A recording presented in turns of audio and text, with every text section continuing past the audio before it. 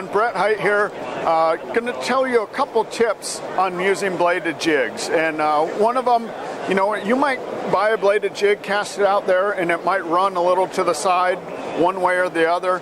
You can actually take the eye, where the actual loop is, where the blade is, and if it's just like tuning a spinnerbait or a crankbait, if it's going to the right, you turn that eye to the left to compensate for it. So instead of saying, oh, I have a bad bladed jig, you can actually tune that bait just like your crankbait or a spinnerbait.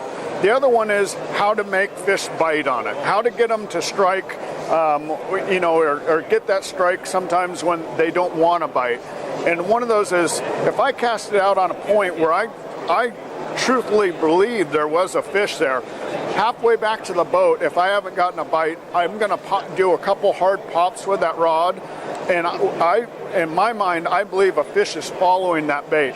And a lot of time, a couple hard pumps with that rod gives that bait a erratic action, and a lot of time that will really cause you know, it'll cause them to bite the bait or to strike the bait. So any type of erratic action, you know, whether you hit a piece of grass or a rock or a stump, that's usually when you get that bite.